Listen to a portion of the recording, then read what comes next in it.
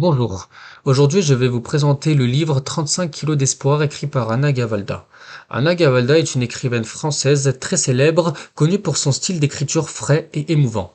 Elle a remporté de nombreux prix littéraires et ses livres ont été traduits en plusieurs langues. 35 kilos d'espoir est un livre destiné aux jeunes lecteurs, mais qui peut également toucher les adultes. L'histoire se déroule en France et elle met en scène Grégoire, un jeune garçon de 13 ans qui a des difficultés scolaires. Il est persuadé que l'école ne mène à rien et qu'il est condamné à un avenir médiocre. Cependant, tout change lorsque Grégoire découvre la menuiserie lors d'un stage en entreprise. Il se rend compte qu'il est doué pour travailler le bois et cela va vite devenir sa passion. C'est alors que Grégoire décide de tout faire pour réussir dans ce domaine. Ce livre nous parle de l'importance de persévérer, de croire en soi et de trouver sa voie dans la vie. Il aborde des thèmes tels que l'éducation, l'identité et les rêves. 35 kilos d'espoir est une histoire touchante et inspirante qui nous rappelle que nous pouvons tous transformer nos rêves en réalité, peu importe notre âge.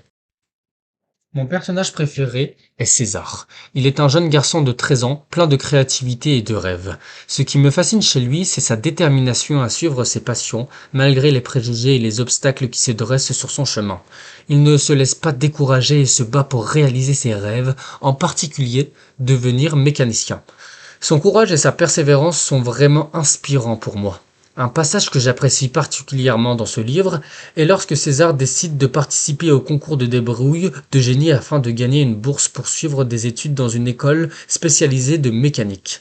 Ce moment est rempli de suspense et d'émotion, car on se demande si César sera en mesure de relever le défi et de réaliser son rêve. Ce passage montre également la détermination de César à ne pas abandonner malgré les difficultés. Si je devais donner un titre à ce livre, ce serait Le rêveur mécanicien. Ce titre reflèterait bien le thème central du livre qui est la poursuite des rêves et des passions, même lorsque cela semble impossible. Cela mettrait également en avant l'ambition de César de devenir mécanicien. Dans 10 ans, si je devais me souvenir d'un seul élément de ce livre, ce serait la force de volonté de César. Ce personnage m'a vraiment marqué et m'a montré qu'il est possible de réaliser ses rêves avec détermination et persévérance. Cela me rappellerait de toujours poursuivre mes propres aspirations, peu importe les obstacles qui peuvent se dresser sur ma route. En ce qui concerne la fin du livre, je suis assez satisfait de celle-ci. Je pense que l'auteur a réussi à conclure l'histoire de manière réaliste tout en laissant une lueur d'espoir pour l'avenir de César. J'apprécie le message positif et encourageant qui se dégage de cette fin.